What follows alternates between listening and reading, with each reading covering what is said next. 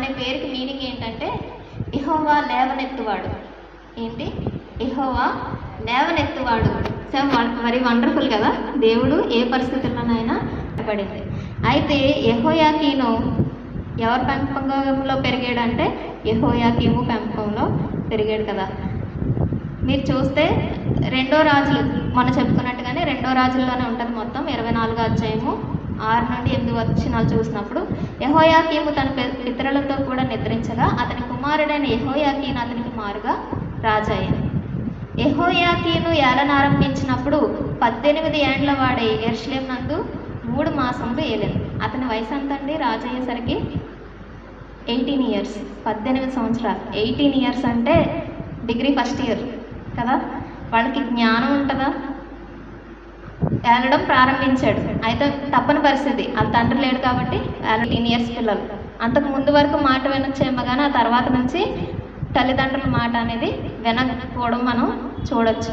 ఈ 18 అనే సంవత్సరం చాలా కొంచెం ఏమంటారంటే కొంచెం భయం కలిగించే సంవత్సరం, భయాందోళన. ఎందుకంటే అయితే లైఫ్ని మంచి త్రోవలో నడుచుకునే ఒక సంవత్సరం. అక్కడ నుంచి టర్న్ అవుతూ ఉంటుంది కదా లైఫ్, డిగ్రీ అలాగే మన లైఫ్ టర్న్ అయ్యే ఏజ్ అది. సో ఆ ఏజ్ చాలా క్రూషియల్. సాతాను ఎప్పుడు పడగొడదామా అని చూస్తూ ఉంటాడు, ఎప్పుడు యవ్వన కాలంలో పడద్రోయాలి అని చూస్తూ ఉంటాడు. ఎందుకంటే అప్పటి వరకు లోకజ్ఞానం తెలీదు, అంటే ఆ ఏజ్లో ఉన్నప్పుడు కంప్లీట్గా లోకజ్ఞానం అనేది తెలియదు. సో సాతానుడు ఏం చేస్తాడంటే లోకంలో ఉన్న విషయాలన్నింటినీ చూపించి ఇంకా ఏదో ఉంది, ఇంకా ఏదో తెలుసుకోవాలని లోకం వైపు లాగుతూ ఉంటాడు. సో 18 ఇయర్స్ అనేది వెరీ క్రూషియల్. మనం దేవుని గురించి మన పిల్లలు చెప్పాలి అని అంటే చిన్నప్పుడే బాలుడు నడవలసిన త్రోవను వాడికి ఎప్పుడు నేర్పించాలి? చిన్నప్పుడే నేర్పించాలి. అప్పుడు దాని నుండి వాడు తొలగిపోడు. ఇన్ కేస్ మనం పెద్ద అయిన తర్వాత నేర్చుకుంటాడులే అనుకుంటే నేర్చుకోవడానికి ఏమీ ఉండదు, ఇంకా వినరు కూడా మాట కదా. అయితే మనం ఏం చేశాడంటే సాతాను అంటే ఏం అర్థం చేసుకోవచ్చు అంటే లోకంలో ఉన్నాయని చూడండి కానీ దేవుని వైపు చూడొద్దు అన్నట్టు ఉంచేస్తుంది అనమాట యవ్వనులు. మీరు చూసారనుకోండి, మన బుక్స్ ఆఫ్ ద బైబిల్ ఉంటాయి కదా, 18th బుక్ ఏంటో తెలుసా మీకు? యోబు మొదటి గ్రంథంలో మనం చూస్తే సాతాను ఏం చేస్తా ఇటు అటు తిరుగుతున్నానని చెప్పిందంట. ఇటు అటు తిరగడం దేనికి? ఎవరు దొరుకుతారా, ఎవరిని పడగొడదామా, ఎవరికి ఈ లోకం వైపు చూపిద్దామా అన్న సిచ్యువేషన్లో అది తిరుగుతూ ఉంటుంది. సో ఏంటి అంటే చాలా క్రూషియల్ ఏజ్ కాబట్టి ఆ ముందే బాలుడు నడవలసిన త్రోవను వాళ్ళకి నేర్పించాలని మనకి వాక్యం తెలియజేస్తుంది. ఇక్కడ మనం చూసుకున్నట్లయితే 2 రాజుల 24వ గ్రంథంలోనే ఉంటుంది. యెహోయాకీను ఎన్ని నెలలు ఏలేడని ఉంది? 3 నెలలు, 3 months.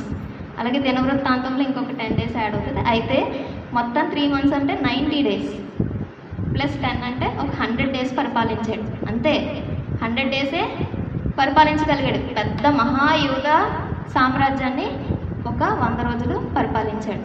అయితే అతను తన తండ్రి చేసిన విధంగా దేవుని దృష్టికి చెడు నడత నడిచాడు. ఏం చేశాడు? తన తండ్రి ఏదైతే చెడు నడత నడిచాడో దేవుని దృష్టికి యెహోయాకీను కూడా చెడు నడత నడవడం మనం గమనించవచ్చు వాక్యం ద్వారా. అయితే తండ్రిని రోల్ మోడల్గా తీసుకున్నాడు. కొడుకు ఏం చేశాడు? తండ్రిని రోల్ మోడల్గా తీసుకున్నాడు. తండ్రే చిన్నప్పటి నుంచి నేర్పించుంటే కొడుకు ఆ పరిస్థితి వచ్చేదా? రాదు కదా. చిన్నప్పుడే నేర్పించుంటే అతను చక్కగా ఆ పరిపాలనని దేవుడు కూడా ఏం చేశాడు?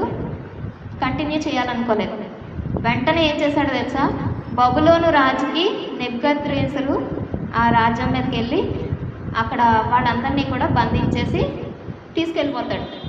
ఎవరెవరిని? యెహోయాకీను, ఆయన తల్లిని, ఆయన అధిపతులను, వాళ్ళందరూ 7వ దినాన బబులోను రాజు అయిన ఇంకొక రాజు ఎవిల్మెరోదు అనే రాజు ఏలనారంభించినప్పుడు అప్పుడు వరకు అక్కడ ఉన్నాడంట. టోటల్గా 38 years జైల్లో ఉన్నాడు. అతనికి ఏ ఏజ్లో ఉన్నప్పుడు వెళ్ళిపోయాడు? 18 years ఏజ్లో ఉన్నప్పుడు వెళ్ళిపోయాడు. మొత్తం ఎంతకాలం ఉన్నాడు? దీనికి 56 years. ఎంత? 56 years. అప్పటి వరకు కూడా జైల్లోనే ఉన్నాడంట.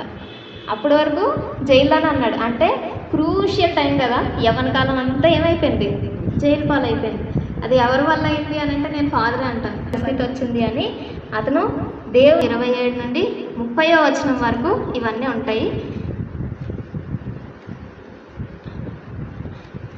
ఎవిల్మెరోదకు అను రాజు ఏలారంభించినప్పుడు ఆ సంవత్సరంలో బందీ గృహంలో నుండి యూదారాజును యెహోయాకీనును తెప్పించి అతనితో దయగా మాట్లాడి అతని పీఠమును బబులోన్లో తన యొద్దనున్న రాజుల పీఠం కంటే ఎత్తు చేశాను.